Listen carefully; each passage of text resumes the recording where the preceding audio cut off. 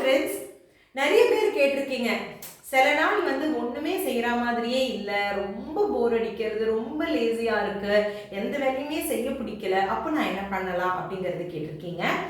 So கண்டிப்பாக எல்லாருக்குமே good days இருக்கும், பேட் டேஸ் இருக்கும். குட் டேஸ்னால் ரொம்ப எந்தூசியாஸ்டிக்காக காலங்காத்தால எழுந்து எல்லா வேலையும் சுறுசுறுப்பாக செய்கிற மாதிரி இருக்கும். சில நாள் ஐயோ எப்படி தான் இந்த நாளை தள்ளுறது அப்படிங்கிற மாதிரி ஒவ்வொரு வேலையுமே லேட்டாகும், பண்ணவே பிடிக்காது, அப்புறம் தானே வேலை முடிக்கிறது அப்படிங்கிறது இருக்கும். ஸோ அந்த மாதிரி டைமில் நீங்கள் என்ன பண்ணுங்க, ரொம்ப பெரிய வேலையாக நீங்கள் வந்து பண்ணணும்னு நினச்சிக்காதீங்க. ஏதாவது சின்ன சின்ன டாஸ்காக இருக்கும் இல்லையா?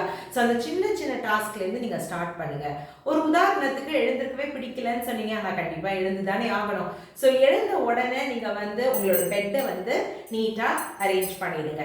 ஸோ பெட்டை நீட்டாக அரேஞ்ச் பண்ணிட்டீங்க அப்படிங்கிறதுனா உங்களோட உள்ளே இருக்கிற சப்கான்ஷியஸ் மைண்டுக்கு என்ன தோணும், சரி ரெடி ஃபார் த ஒர்க் அப்படிங்கிற மாதிரி தோணும். அதுக்கு அடுத்தது மேபி நீங்கள் பல் தேய்ப்பீங்க, நீங்கள் குளிப்பீங்களா இருக்கும், அப்புறம் பிரேக்ஃபாஸ்ட் சாப்பிடுவீங்களா இருக்கும். அந்த மாதிரி ஒவ்வொரு குட்டி குட்டி வேலையாக நீங்கள் பண்ண பண்ண பண்ண நீங்கள் வந்து அடுத்த வேலைக்கு போயிட்டே இருங்க.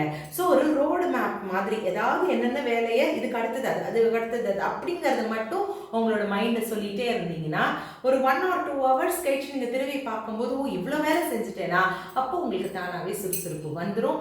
அந்த நாளை நீங்கள் வந்து ஒரு ப்ரொடக்டிவ் நாளாக நீங்கள் கொண்டு போகலாம். எல்லாருக்குமே இந்த மாதிரி கொஞ்சம் நாள் ஒரு ரொம்ப சோம்பேறித்தனமாக இருக்கும். ஆனால் மொத்த நாளுமே அந்த மாதிரி அன்ப்ரொடக்டிவாக இருந்துடாதீங்க. ஏதாவது ஒன்று செய்யுங்க, அந்த நாளும் ஒரு நல்ல நாளாக மாற்றுறது உங்கள் கையில் தான் இருக்குது. ட்ரை பண்ணி பாருங்கள்.